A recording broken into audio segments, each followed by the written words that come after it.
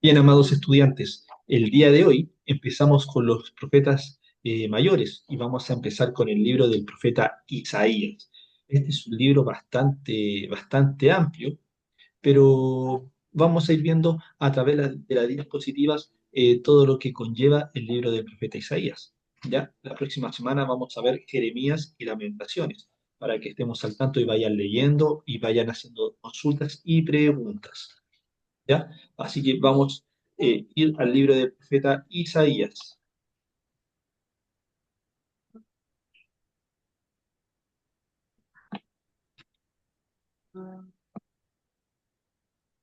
Bien, Isaías como subtítulo tiene salva, porque salva como subtítulo. Como sale la diapositiva, porque habla mucho también de juicio, pero también habla de esperanza, habla de juicio, ¿cierto?, de Dios en cuanto a lo que es la desobediencia del pueblo, ¿cierto?, del pueblo judío, pero también a la vez le da esperanza. Y acá lo vamos a ver un poco porque el libro de Isaías tiene mucho contenido. Son 66 capítulos, en los cuales es uno de los más largos libros, ¿cierto? Por lo menos proféticos, el más largo, porque sabemos que el libro más largo de la Biblia es el de Salmos, 150, pero es un libro, ¿cierto?, totalmente poético. Así que, bien, este libro, ojo, el libro del profeta Isaías fue escrito durante el reinado de 4 reyes, comenzando su ministerio en el año de la muerte del rey Usías, alrededor del 740 al 739 a.C. ¿Por qué hay que tener ojo durante estos 4 reyes? Porque hay que recordar que el profeta Isaías era contemporáneo de otros profetas que están en el reino del norte. Entonces, él estuvo antes, ¿cierto? Antes que llegara el cautiverio, o sea, fue pre, pre-exilio y también estuvo en el cautiverio. Ahora, los 4 reyes de Judá que reinaron en estos tiempos eran Usías, llamado Azarías también, ¿cierto? Jotam, Acaz y Ezequías. O sea, el profeta Isaías fue un profeta del reino del sur, contemporáneo de algunos profetas que estaban en el reino del norte, de los cuales ahí se vivió el exilio. Pero él empezó este libro antes del exilio, en el preexilio.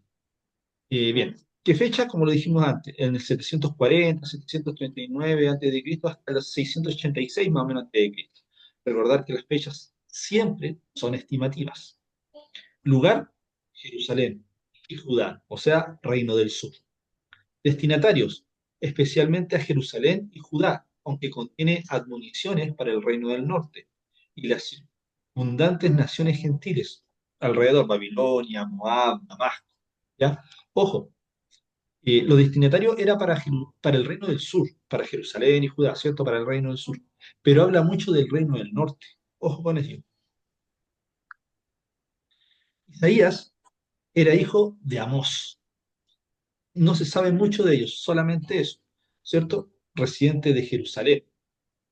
Isaías fue un profeta del siglo octavo y fue un hombre muy usado por Dios a través de las profecías. Como decía anteriormente, es un libro muy extenso, tiene muchas profecías, en realidad muchas profecías, en la cual fue muy usado por Dios. Posiblemente, ojo, posiblemente la familia del profeta Isaías tenía un cierto rango, ya que tuvo acceso al rey, ¿cierto? A gobernantes, autoridades. ¿Por qué les explico esto? Porque se recuerdan que cuando fuimos viendo los libros históricos, no cualquiera podía tener acceso a libros, no cualquiera podía tener acceso a cartas, a rollos, a la Torá, no cualquiera, solamente porque no era como ahora que todos tenemos una Biblia, ¿cierto? En esos tiempos no, solamente tenían acceso, ¿cierto? Lo que los poseían eran las personas con cargo, con alto rango, reyes, líderes y ese tipo de cosas, así como gobernantes o autoridades. Entonces, el profeta Isaías debería haber tenido un rango, algo por el estilo, ¿cierto? Para tener acceso a todo eso. El profeta Isaías era casado, tenía 2 hijos que llevaban nombres simbólicos. Uno se llamaba Sear Hasub, que significa un remanente regresará, y lo pueden ver en el capítulo 7, versículo 3. Es lo que dice el capítulo 7 versículo 3. Dice, entonces dijo Jehová a Isaías, sal ahora al encuentro de Acaz, tú y Sear Jasub, tu hijo, al extremo del acueducto del estanque de arriba en el camino de la heredad del lavador. ¿Ya? Entonces ahí está haciendo alusión, ¿cierto?, a su hijo. Y también su otro hijo, que sale en el capítulo 8 versículo 3, Maer Salal Hasbaz, que significa apurándose al botín o corriendo a la presa, ¿cierto?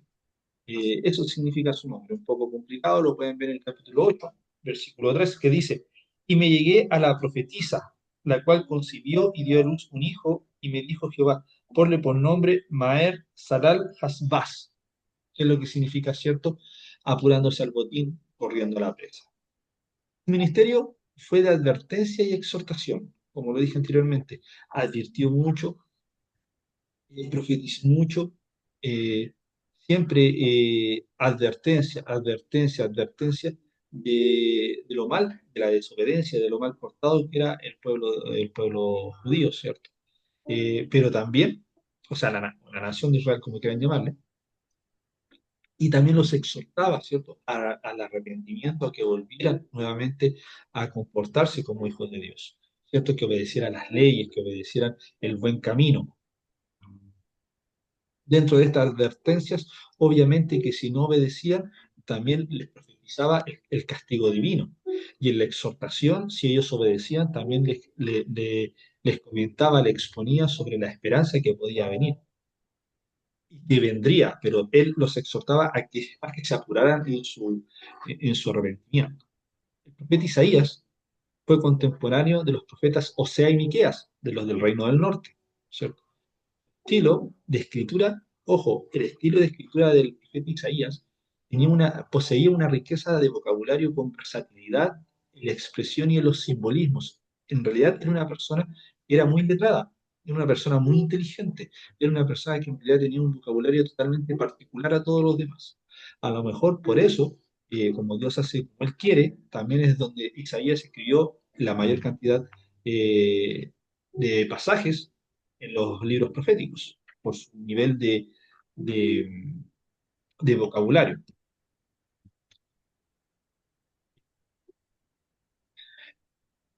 El libro del profeta Isaías narra apasionadamente a un justo de Dios y a la necesidad de la fe.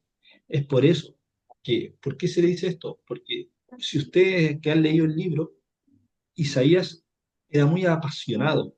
La exhortación, ¿cierto? Como lo dije anteriormente, eh, la advertencia, ¿cierto? La exhortación era de profunda pasión. Lo decía con el corazón, sacaba palabras que muchas veces nosotros no vamos a entender. ¿Por qué? Porque hay que indagar, hay que profundizar en la escritura, ¿cierto? Nombra muchos pueblos, nombra muchas ciudades que muchas veces se nos escapan de nuestra parte geográfica. Y vamos a tener que ir a buscarle un mapa, ¿cierto? Bíblico, vamos a tener que indagar mucho en la arqueología bíblica, ¿cierto? Para entender más bien de lo que quería decir, ¿cierto? El profeta Isaías. ¿Por qué? Porque profetizó, exhortó, advirtió a mucho pueblo, a Egipto, a Tiro, a un montón de pueblos. ¿Ya? También en este libro narra también el Mesías venidero y la liberación que traerá la necesidad de la reforma religiosa y moral en Judá, porque, como les dije anteriormente, había una necesidad de reforma, tanto religiosa como moral, porque gente sí hacía rituales, sí iba a los templos, pero moralmente era totalmente lo contrario. O sea, había una hipocresía religiosa, había una prostitución religiosa en esos tiempos, que no fue distinto a los otros, pero acá se veía en mayor magnitud. El profeta Isaías clama contra el simple formalismo de la adoración, y la moral y la política, ya que el pueblo le había desobedecido a Dios. Entonces estamos viendo que el profeta Isaías estaba en contra de todo lo que se estaba viviendo en esos tiempos. se veía venir, ¿cierto? Con letras de liquidación, el, el castigo, ¿cierto? La mano, la ira de Dios sobre el pueblo. Porque el pueblo había dejado las costumbres de Dios, había dejado de lado las leyes de Dios, había dejado todo aparte, ¿cierto? Para ir en pos de su carne, en pos de su sabia opinión y en pos de la inmoralidad. También el profeta Isaías era que no basta, ¿cierto? Proceder, que-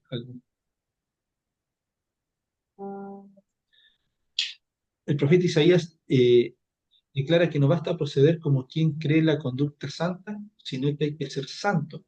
O sea, como les dije anteriormente, mucha hipocresía porque su conducta decía lo contrario, ¿cierto? Entonces, había que dar, o sea, había que demostrar, había que dar testimonio, ¿cierto?, de lo que se estaba viviendo.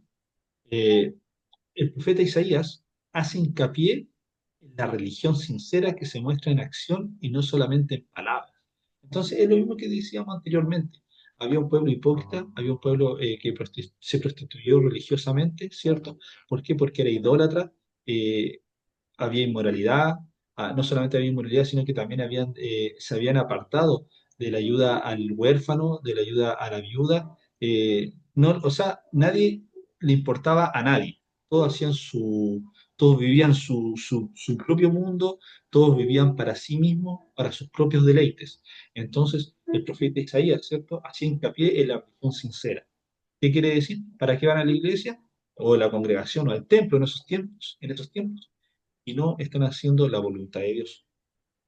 Entonces, muchas veces se encontró, ¿cierto? También el profeta Isaías se encontró con personas que profetizaban lo que a ellos les gustaba, ¿cierto? O bien inventaban para sus propios deleites. Entonces, era un escenario súper complejo, era un escenario súper complicado, era un escenario eh, que en realidad no era muy agradable haber estado viviendo en esos tiempos. También este libro señala la destrucción futura de Jerusalén con la cautividad de Judá. O sea, no solamente exhortaba al pueblo, sino que exhortaba mucho al reino del sur. Se encontró mucho también con el imperio asirio, los que venían del norte. ¿Se recuerdan esa frase, los que vienen del norte, el imperio sirio? Pero también el imperio sirio fue a tomar, ¿cierto? Había tomado, disculpen, iba a tomar en esos tiempos al reino del norte. Por ende, también querían tomar el reino del sur, se estaban propagando, pero Isaías también advirtió en esa área.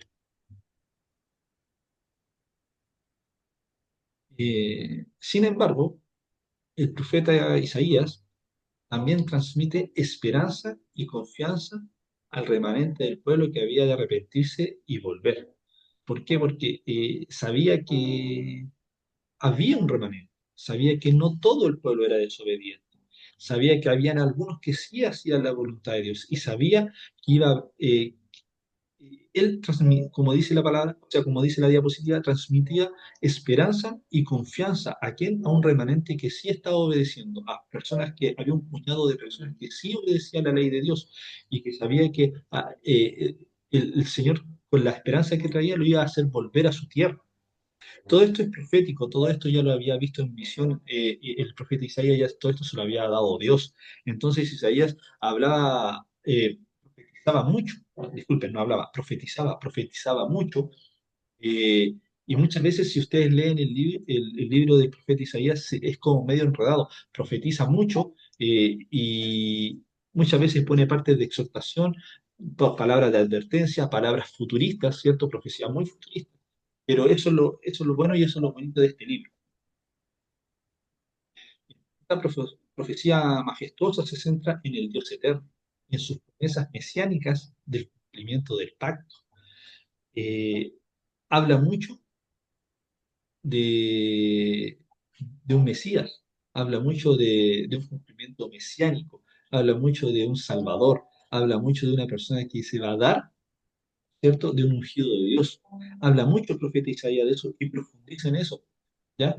Y lo vamos a ver un poquito más adelante. el profeta Isaías puso énfasis en la importancia del juicio, la justicia hacia los demás, la observancia del día de reposo y la oración. Entonces, cuando vemos eso, cuando vemos esas características, ¿es por qué? Porque se estaba perdiendo la base de la Torá, es porque se estaba perdiendo la base de la ley de Dios, es porque se estaban perdiendo las costumbres que en realidad deberían tener.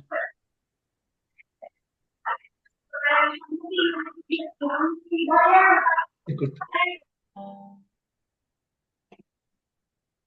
Entonces, cuando se conecten nuevamente, por favor vean sus micrófonos que estén siempre apagados, por favor. Bien, seguimos. Entonces, eh, bien, él puso énfasis en esa área, puso énfasis en esa dirección. Importancia, ¿cierto? Importancia del juicio. ¿Por qué? Porque si no obedecen va a venir la ira de Dios. Si no obedecen va a venir un castigo divino, ¿cierto? La justicia hacia los demás, como le decía anteriormente, se había terminado un poco el amor hacia el prójimo. Eh, la gente no se preocupaba mucho de los demás, sino que se preocupaba mucho de sí mismo. Como les dije anteriormente, ya no veían, ¿cierto?, si le faltaba al huérfano, ni si le faltaba a la viuda. Eso daba lo mismo, no se preocupaban de ello. También, como decía, observar el día de reposo. ¿Por qué? Porque también lo habían perdido. No, no siguieron esa costumbre que tenían, no siguieron y no costumbre, no siguieron esa ley de Dios que tenían que tenían que hacer, ¿cierto? Entonces, ya estamos viendo que también la oración fluctuaba.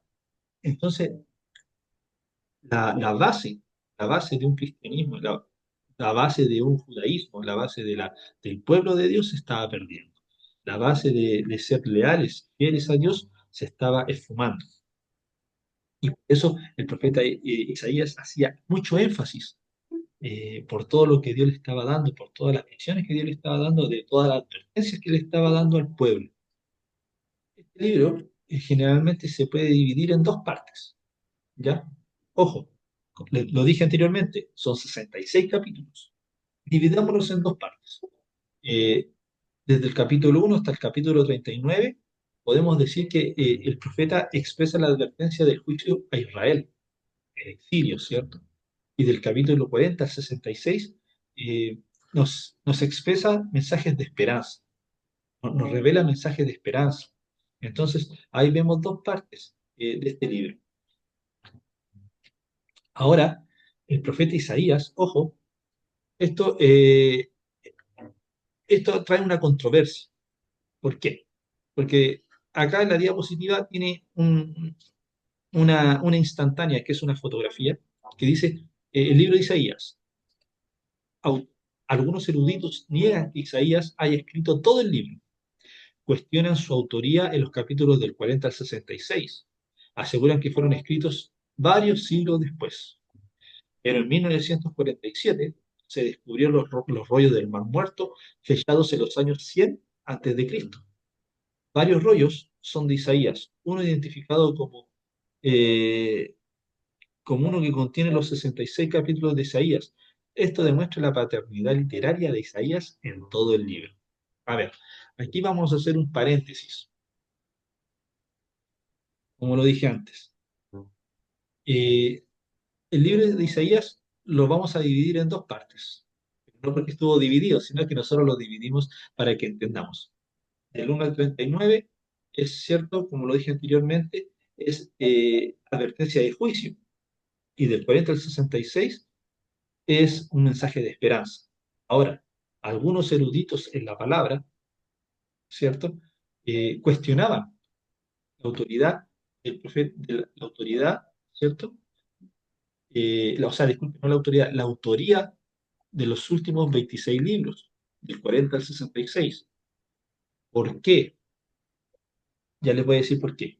Pero cuando se descubrieron los rollos del Mar Muerto, ¿cierto? En la cueva de Qumran, ¿se recuerdan que esto también lo pasamos en la introducción del Antiguo Testamento, al principio del año, introducción a la Torá, que se encontraron rollos del libro del Mar Muerto y los los mayores textos que se encontraron fueron del libro del profeta Isaías. Pero resulta que acá los grandes eruditos se tuvieron que comer sus palabras, porque la mayoría de los rollos contienen los 66 libros, ¿cierto? Todo lo que está, todo lo que podemos leer el día de hoy estaban en esos rollos. Entonces uno dice, la pregunta es, ¿por qué los eruditos niegan la autoría del profeta Isaías en los últimos 26 capítulos? ¿Por qué? Ojo, acá viene. Los escritos del profeta Isaías son bastante... A ver, esto voy a hacer un punto aparte. Primero voy a decir otra cosa. Los escritos del profeta Isaías son bastante usados en el Nuevo Testamento. Esto significa que hay un gran respaldo para este profeta, ya que el mismo Jesús se refirió a él, ¿cierto? Recuerden cuando Jesús está en la sinagoga, eh, ¿y qué es lo que dijo? Leyó el rollo del profeta Isaías. Y hay muchos textos usados, ¿cierto? En el Nuevo Testamento, en el libro de Lucas, en el libro de Mateo, que provienen del, de los textos del libro del profeta Isaías. Son muchos. Podríamos decir que hay un paralelismo o una correlancia, ¿cierto? Entonces, eh, hay que, eh, hay que ver mucho ese tipo de respaldo. O sea, si Jesús mismo habla del profeta Isaías, es porque el profeta Isaías sí escribió todos sus libros. Ahora, ¿por qué los eruditos cuestionan? Este libro, ojo, lo dije al principio, este libro es altamente profético, altamente profético. Esperen un segundito que voy a conectar el cargador que no lo conecté.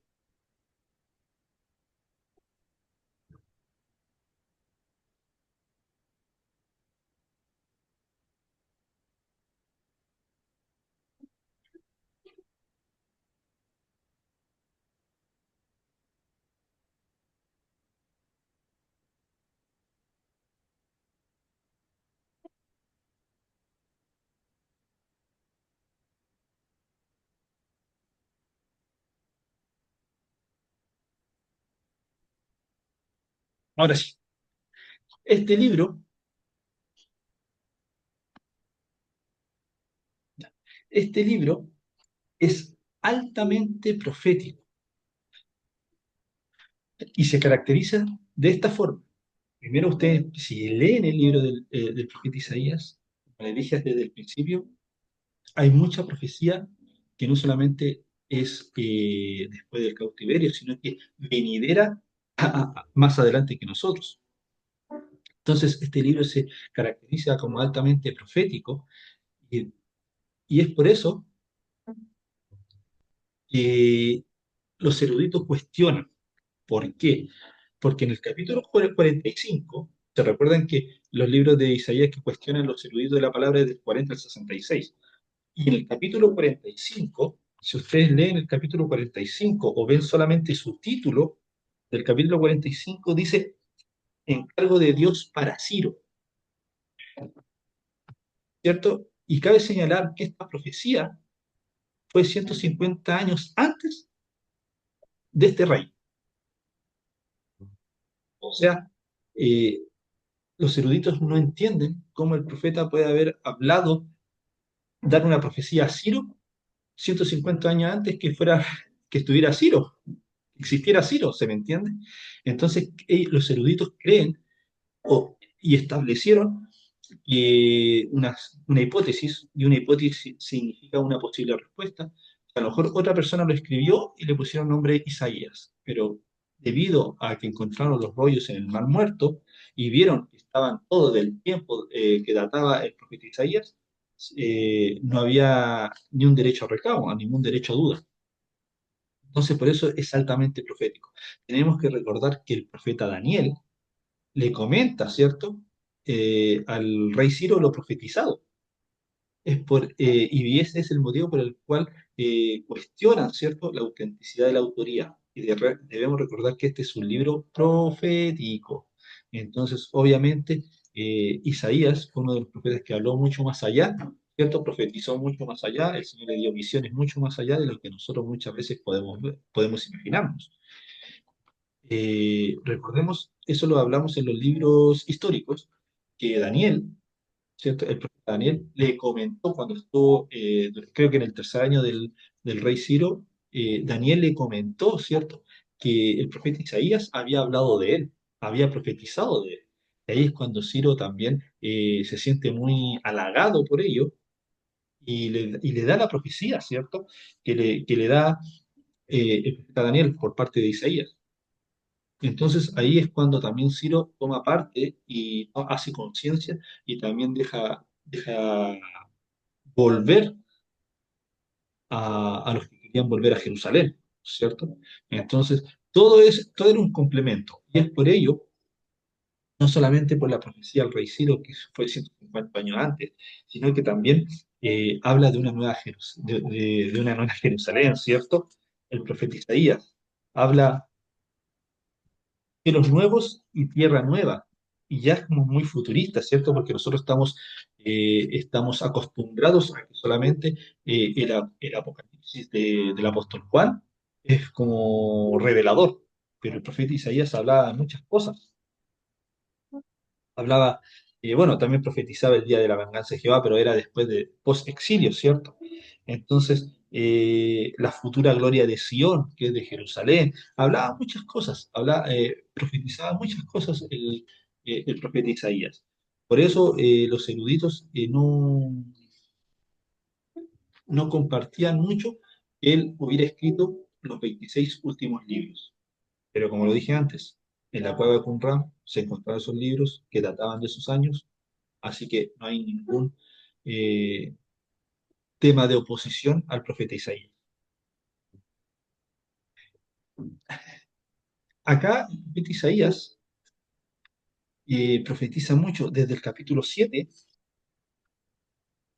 es la primera profecía que habla de Jesucristo. Dice, por tanto, el Señor mismo os dará señal. He aquí que la Virgen concebirá y dará a luz un hijo y llamará su nombre Emanuel. Entonces, ya está hablando de lo que se decía en el libro de Mateo, el profeta Isaías, ¿cierto? En el capítulo 7, versículo 14. También el profeta Isaías escribe profecías mesiánicas, la cual podemos apreciar en el capítulo 9, ¿cierto? Sobre su nacimiento y el reinado de nuestro Señor Jesucristo. Dice nacimiento y reinado del Mesías. Le voy a leer una parte, en el versículo 6 del capítulo 9. Dice, porque un niño no es nacido, o sea, un niño nos es nacido, hijo nos es dado, y el principado sobre su hombro, y se llamará su nombre admirable, consejero, Dios fuerte, Padre eterno, príncipe de paz. Entonces, ahí en ese capítulo 9 habla, ¿cierto? Desde el versículo 1 hasta el versículo 7 habla del nacimiento y del reinado del Mesías. En el capítulo 11 habla el reinado justo de un Mesías, ¿cierto? El reinado justo del Mesías. Y aparte de hablar del reinado justo del Mesías, ¿cómo podría ser un Mesías un ungido, ¿cierto? Un Mesías es ungido. ¿Cómo podría haber sido un reinado justo, solamente justicia? Es porque el Espíritu de Jehová estaba sobre él. Y acá lo dice, y reposará sobre él el Espíritu de Jehová, espíritu de sabiduría y de inteligencia, espíritu de consejo y de poder, espíritu de conocimiento y de temor de Jehová, y le hará entender diligentemente en el temor de Jehová. No juzgará según la vista de sus ojos, ni arguirá por lo que oigan sus oídos. Ya estamos viendo que Yeshua, ¿cierto? Iba a ser un reinado justo. ¿Por qué? Porque moraba el Espíritu de Jehová en él. Y todos lo sabemos, ¿cierto? Pero saltamos al capítulo 32. En el capítulo 32 también habla del Mesías. ¿Cómo habla del Mesías? Sobre un rey justo. ¿Cierto? El rey justo. Acá, cuando habla del rey justo, en el capítulo, desde el versículo 1 hasta el 8, está hablando de Jesucristo. También en el capítulo 42, el siervo de Jehová, habla del siervo de Jehová. en el versículo 8 dice, yo Jehová, este es mi nombre y a otro no daré mi gloria ni mi alabanza a esculturas. Es una parte. ¿Pero por qué? Porque habla, ¿cierto? Dice, aquí mi siervo, yo lo sostendré, mi escogido, en quien mi alma tiene contentamiento. He puesto sobre él mi espíritu, él traerá justicia a las naciones. No gritará, ni alzará su voz, ni la hará oír en las calles. No quebrará la caña cascada, ni apagará el pábilo de que humeare. Por medio de la verdad traerá justicia. No se cansará ni desmayará hasta que establezca en la tierra justicia y las costas esperarán su ley. Así dice Jehová Dios, creador de los cielos y de los... Y bueno, y sigue también, ¿cierto? Eh, el pasaje bíblico. Entonces, aquí en el capítulo 42 está hablando el siervo de Jehová, ¿cierto? Eh, que su espíritu estará con él. Está hablando de Jesucristo. Y en el capítulo 53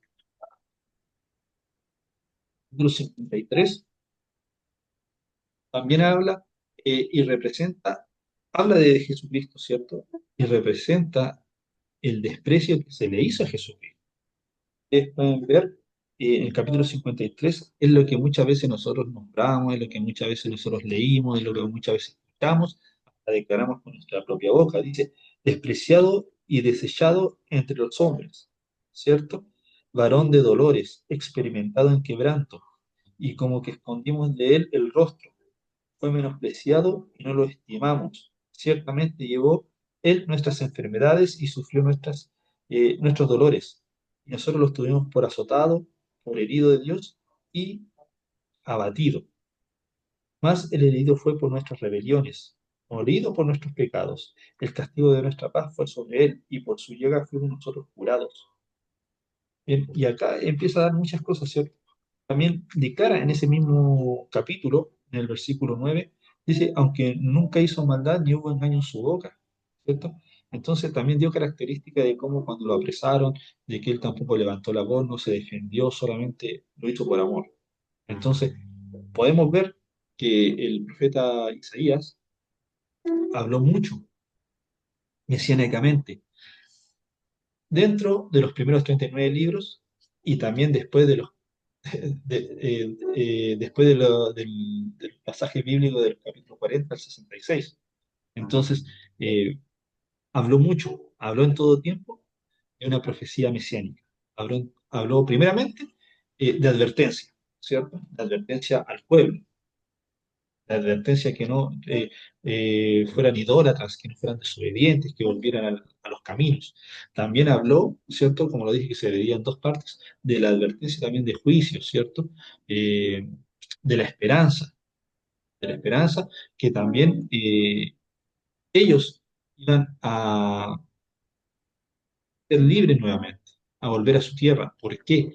Porque cuando el profeta Isaías habla de advertencia y juicio, nombra mucho al imperio del norte, habla mucho del imperio asirio, pero no era un castigo, sino que era parte del propósito para corrección del pueblo. O sea, vemos que el Señor también necesitaba corregir a su pueblo. Y más que un profeta que les avisara y le diera palabra que tenían que volver a- a la obediencia, a los caminos, pero el pueblo no oía. Entonces tuvo que aplicar una corrección y tuvo que zarandearlos con el con el imperio asirio. Entonces, fue un tipo de corrección para el pueblo, ¿ya?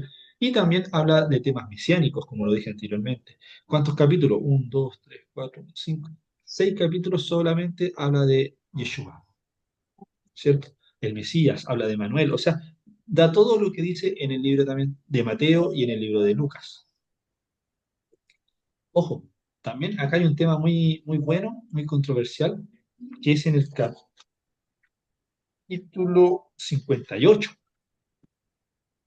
Es que el profeta Isaías habla y escribe profundamente sobre el ayuno, ¿cierto? Recuerden que les dije que el pueblo era súper idólatra, súper desobediente y súper hipócrita. Entonces, dice en el versículo 3 dice, ¿por qué dicen ayunamos y no hiciste caso, humillamos nuestras almas y no te diste por entendido. He aquí que en el día de vuestro ayuno buscáis vuestro propio gusto y oprimís a todos vuestros trabajadores. Bueno, eso es una parte, porque antes también dice otras cosas. Entonces, primeramente, hacían ayuno, hacía todo lo que podían hacer todos los religiosos, pero no valía de nada, ¿cierto? Porque su testimonio era totalmente inadecuado. Y ayunaban porque tenían que ayunar, pero sin ninguna lógica, por decirlo así. Pero ahí el profeta Isaías habla y explica en el versículo 5, ¿cierto? El verdadero ayuno, el ayuno que es lo que es, ¿cierto? Sí. Acá dice, no es este el ayuno que yo escogí, disculpen,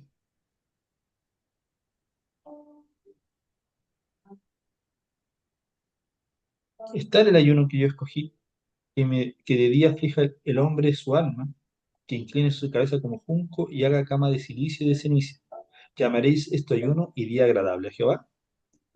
¿No es más bien el ayuno que yo escogí desatar las ligaduras de impiedad, soltar las cargas de opresión y dejar ir libre a los quebrantados y que rompáis todo yugo? O sea, acá empieza a dar dos contrastes, ¿cierto?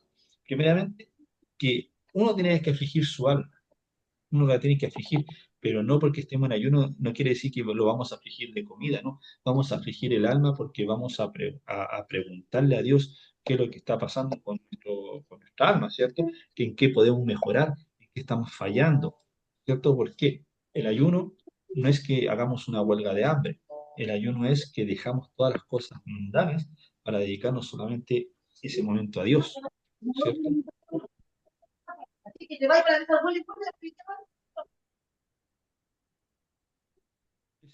Entonces, dedicamos ese momento a Dios. Que incline su cabeza como junco y haga gama de silicio y de ceniza, o sea, totalmente humillado ante la presencia de Dios, humillado para buscar a Dios, ¿no es cierto? Y seguimos. No es más bien el ayuno que yo escogí, desatar las ligaduras de impiedad, soltar las cargas de opresión y dejar ir libre a los quebrantados y que rompáis todo yugo. Recordemos que cuando estaban en el día de descanso, ¿cierto? Le dijeron a Jesucristo, no, ¿cómo va a ir a desatar, ¿cierto? Alá. Y él dijo, no, ¿cierto? Él fue igual. ¿Por qué? Porque uno trabaja de igual forma. Acá estaba desatando ligaduras de impiedad, eh, cargas de opresión. Dejaba ir a los quebrantados y rompía todo yugo.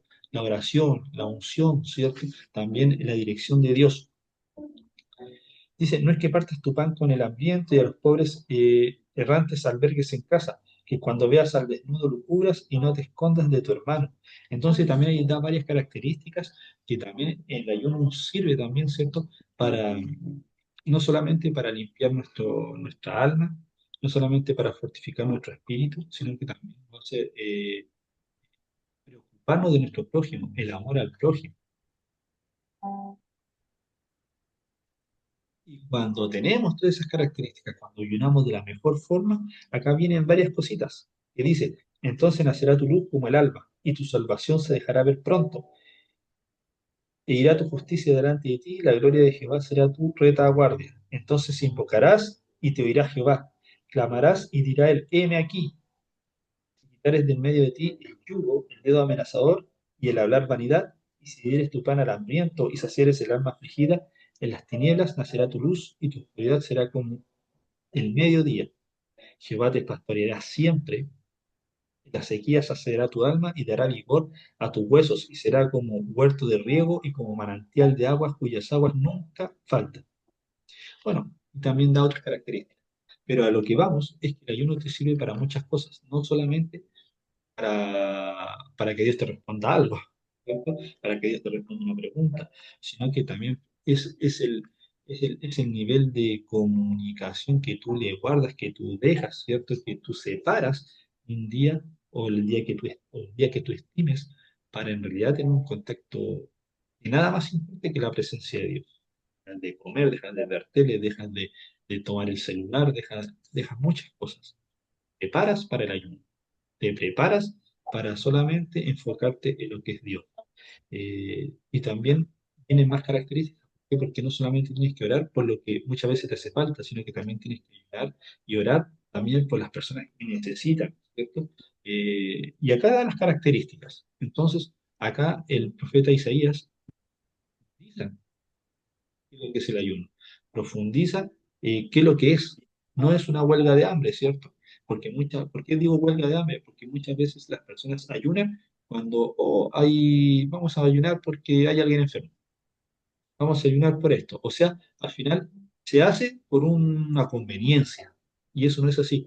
Por eso que, amados hermanos, el Señor siempre dice respetar el día de Jehová, que generalmente lo conocemos como el día de descanso. Pero ahí en ese día de descanso es cuando nosotros le tenemos que dedicar ese día a Dios, ¿cierto?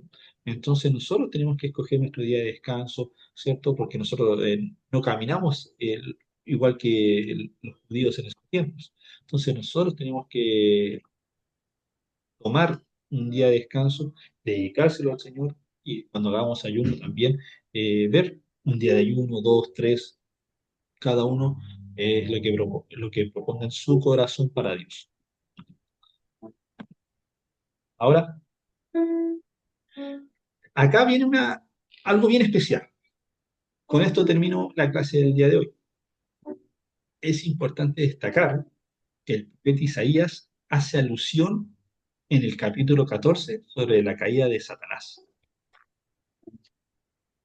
En el capítulo 14, si vamos al capítulo 14 de Isaías, versículo 12 hasta el 23, empieza hablando, ¿cierto? ¿Cómo caíste del cielo, oh lucero de hijo de la mañana? Nunca dice Satanás, ¿cierto? Por eso dice, hace alusión. ¿Por qué? Porque habla de forma indirecta de alguien que nosotros ya conocemos, ¿cierto? Entonces, ahí como ve la diapositiva, la caída de Lucifer. Pero ojo, el libro del profeta Ezequiel, en el capítulo 28, también habla, ¿cierto? De la caída de este personaje. Entonces, ya en dos libros proféticos tenemos correlación. En dos libros proféticos tenemos respaldo. Pero también esto es bajo las raíces hebreas. Ojo, esto es bajo las raíces hebreas. Hay una enseñanza hebrea que acá encierra varias cosas. Primeramente, ojo, la caída, ¿cierto?, de Lucifer. Cuando dice, ¿cómo caíste del cielo, oh lucero, hijo de la mañana? ¿Cierto? ¿Cómo caíste del cielo? ¿Cómo caíste del cielo? ¿Qué es lo que dice? El 28. Vamos a ver.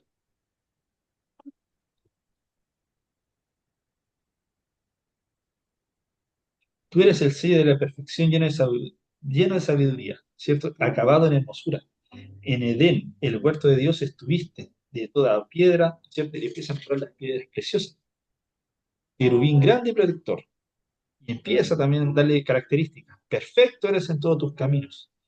Eh, hasta que se dio en ti maldad. A causa de la multitud de tus contrataciones fuiste lleno de iniquidad y pecaste. Por lo que yo te eché del monte de Dios y te arrojé entre las piedras del fuego, oh querubín protector. Primero, en el libro de Isaías dice, cómo caíste, ¿cierto? En el libro de Ezequiel, te arrojé, te eché. Y fíjense que en Génesis, esto es como cultura general, no quiero decir que sea así, pero es para estudiar. Y vemos el Génesis 1, capítulo 1, dice, en el principio creó Dios los cielos y la tierra. Y todo lo que hace Dios es perfecto, todo lo que hace Dios es en orden. Y en el siguiente pasaje, en el siguiente versículo dice, y la tierra estaba desordenada y vacía, y las tinieblas estaban sobre la faz del abismo, y el Espíritu de Dios se movía sobre la faz de las aguas. Entonces, en el Génesis capítulo 1, versículo 1, primero el Señor hace todo en orden. Dice, en el versículo 2, ya había un desorden, Hola. ya había un desorden. Entonces, eh, ¿qué pasó entre medio de esos versículos? ¿Cierto? Uno lo asocia con esto, con la caída del lucero de la mañana, con cuando lo echaron ¿cierto?, del Edén. Y fíjense lo que también es la raíz hebrea con respecto a esto, en Lucas capítulo 10 versículo 18 cuando Jesucristo envía, ¿cierto? Los- a los 70 y ellos se devuelven con gozo cuando regresa a los 70. Y les dijo, y volvieron los 70 con gozo diciendo, Señor, aún los demonios se nos sujetan en tu nombre. Ojo, aún los demonios vinieron con gozo, se nos sujetan en tu nombre los demonios. ¿Qué les dijo Jesucristo? Y les dijo, yo veía a Satanás caer del cielo como un rayo. He aquí, os doy potestad de hollar serpientes y escorpiones, y sobre toda fuerza del enemigo, y nada os dañará. Pero ojo, acá viene la parte. Pero, pero no os regocijéis de que los espíritus se os sujetan, sino regocijaos de que vuestros nombres están escritos en los cielos. ¿Qué pasó? ¿Qué le estaba diciendo? Que no se volvieran de orgullo, que no. ¿Por qué? Porque el orgullo es un paso más a la soberbia en cuanto a decir, porque vinieron los 70. ¿Y qué es lo que les decía? Hasta los demonios nos sujetan, o sea, en tu nombre, o sea, nosotros igual tenemos poder. Entonces Jesucristo estaba cuidando el corazón de ellos. Tengan cuidado con la soberbia, que así mismo cayó Satanás. Y acá les dice, y veía a Satanás caer como un rayo. Y acá por eso le digo, acá se alusiona, acá se eh, paralelismo con lo que dice Isaías, con lo que dice Ezequiel y con lo que sucedió en Génesis 1, versículo 1 y 2. Es todo una correlancia, todo es un hilar fino, ¿cierto? Como dicen por ahí.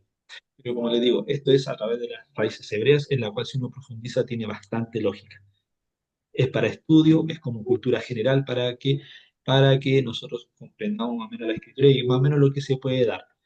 No digo que soy el dueño de la verdad ni que sea así, pero por lógica y por estudio nos demuestra que sí puede haber algo que tenga mucho sentido.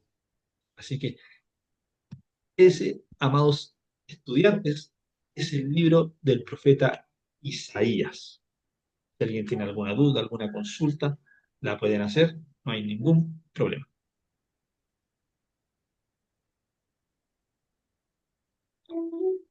¿No hay dudas? No hay...